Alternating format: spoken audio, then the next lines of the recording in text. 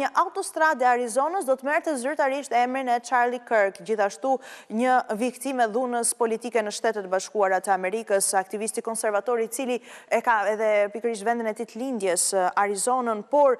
si pasojë edhe e vendosjes së vetos nga një guvernatore Katie Hobbs, guvernatore demokrate, kjo autostradë nuk do të marrë emrin e Charlie Kirk, por do të vijojë të quhet Loop 202 apo Loop 202, një autostradë që kalon nëpër zonën e gjerë të Phoenix, që është edhe vendi i lindjes së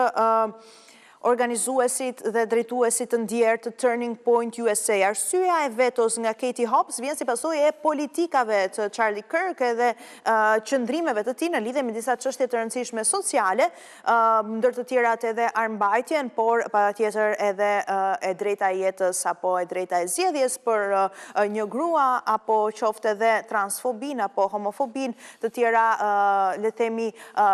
terma që përmenden sa herë që përmendej dhe Charlie Kirk. Presidenti Republikan i Senatit të Shtetit deklaroi në fakt se nuk ishte drejt, pasi tradicionalisht Arizona e vendos emrat në rrugë të rëndësishme të personave që kanë pasur ndikim pavarësisht politikave të tyre, qofshin ato konservatore, liberale, nëse anojnë djathtas apo majtas.